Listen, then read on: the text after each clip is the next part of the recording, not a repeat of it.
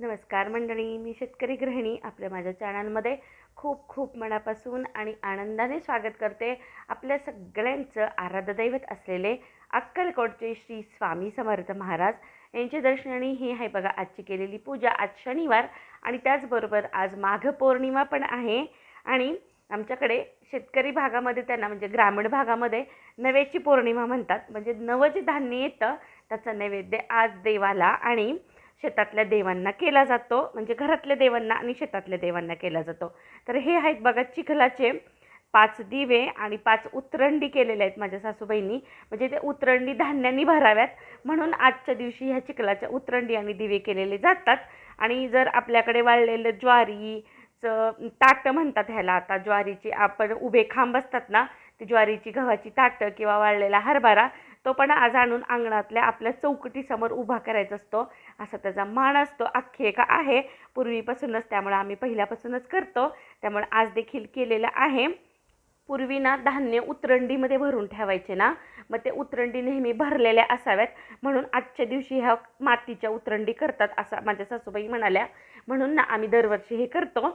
तर त्यानंतर घातली होती बघा आम्ही पुरणाची डाळ।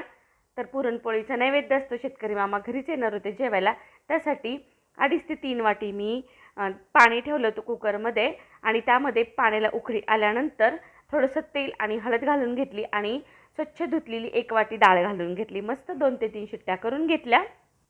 2 ते 3 शिट्ट्यामध्ये डाळ चांगली शिजते।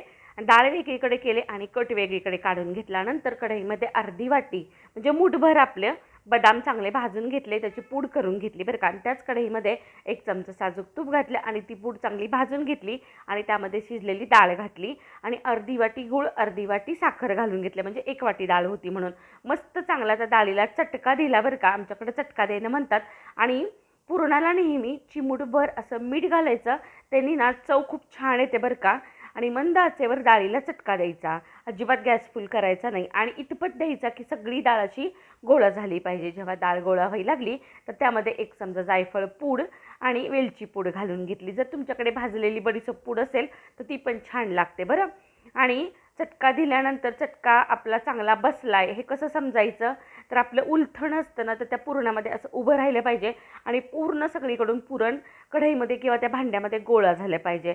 आणि गरमागरम काय करायचं, लगे वाटायला घ्यायची, म्हणजे अगदी पटकन चुटकीसरशी पुरण वाटलं जातं। आणि फुलपात्र किंवा तांब्या आणि असं घासून रगडून ते पुरण वाटून घ्यायचं। पूर्वी पुरण यंत्र होते, आता पण ते पुरण यंत्र कुठेतरी पाहायला मिळतात, माझ्याकडे पण आहे, मी पण काढत नाही, ह्या जाळीनंच वाटते। हे बघा अगदी पटकन होतं, अगदी झटपट आपलं असं पुरण वाटून झालेलं आहे। आणि तुम्ही बघताल जाळीला चटका इतका मस्त बसला होता की वरती काहीच राहिलं नव्हतं। डाळ शिजू घातली होती तेव्हा मी कणिक पण भिजवून ठेवली होती, म्हणजे कणिक चांगली भिजते। आता आपण आमटी बघूयात कशी केली। तर ना आम्ही चुलीच्या आरा असतो ना त्याच्यामध्ये नेहमी खोबरं आणि कांदा भाजून घेतो बरं का। पण आता चुली शहरामध्ये किंवा कुठंच बघायला मिळत नाही, मी पण आज पेटवली नव्हती। तर काय केलं मग मी, जाळी ठेवली गॅसवरती आणि 1 खोबऱ्याचा मोठा तुकडा आणि कांद्याला ना असं बत्त्यांनी थोडं फोडून घेतलं तो कांदा आणि 1 गावरान टोमॅटो मस्त फिरवत भाजून घेतलं, त्याची सालं काढली आणि तुकडे करून घेतले। सुरुवातीला मी खोबरं वाटलं, नंतर त्यामध्ये टोमॅटो, कांदा, आलं, लसूण मस्त वाटून थोडंसं पाणी घालून प्युरी करून घेतली। कढईमध्ये तेल घातलं, थोडीशी मोहरी घातली आणि अगोदर तेलामध्ये काळं तिखट, हळद आणि धणे पावडर घालून घेतली ना, ह्यामुळे काय होतं, चव चांगली येते आणि तेल चांगलं येतं। आणि प्युरी घातली, प्युरी घातल्यानंतर मस्त मंद आचेवर प्युरी तेल सुटेपर्यंत परतायची। बारीक चिरलेली कोथिंबीर घालायची आणि शेवटी घालायचा कट जेव्हा फोडणीत घालू ना आपण त्यावेळी तो गरमच असावा आणि एकीकडे पाणी पण गरम करायला ठेवायचं। गरम कट घातल्यामुळे काय होतं, आमटीला तेल पण चांगलं येतं आणि चव पण छान येते। लागलं असं गरम पाणी घालायचं, चवीनुसार मीठ घालायचं। आपण टोमॅटो घातलेला आहे त्यामुळे थोडंसं गुळ घातला, मंद आचेवर उकळून घेतली आणि लगे काढून घेतलं तळण। तळणामध्ये मी कुरवडी तळली, हे आहेत बघा खपली गव्हाच्या कुरवड्या। आपण उन्हाळे सिरीज आणणार आहोत आपल्या चॅनलवरती आणि सगळं A to Z उन्हाळे काम आपण करणार आहोत, त्यामुळं आपल्या चॅनलला नक्की सबस्क्राईब करा। आपल्याला सगळं आमच्या पद्धतीचं उन्हाळे काम मी दाखवणार आहे। नंतर मी तळली होती तांदळाची पापडी आणि भज्याचं पीठ मी तिंबून ठेवलं होतं, म्हणजे मळून ठेवलं होतं, म्हणजे भिजवून ठेवलं होतं। आता वेगवेगळ्या भाषा आहेत बरं का, आता पीठ मळतात, तिंबतात किंवा भिजवतात। भज्याचं पीठ आमच्या इकडं तिंबतातच म्हणतात, म्हणजे तिंबून ठेवलं आधी, पण बऱ्याच ठिकाणी भिजवून ठेवलं पण म्हणतात। आता वेगवेगळ्या ठिकाणची वेगवेगळी भाषा आहे। त्यामुळं भजे तळून घेतले आणि नंतर मी लाटून घेतल्या पोळ्या.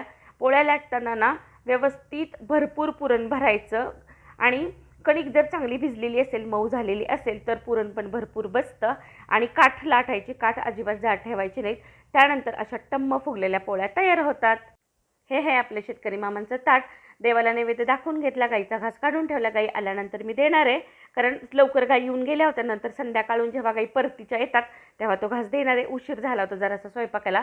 मामा आले, जेवण करून गेले. तुम्हाला आपल्या मामांचा, शेतकरी मामांचा डब्बा कसा वाटतो ते कमेंट करून नक्की सांगा.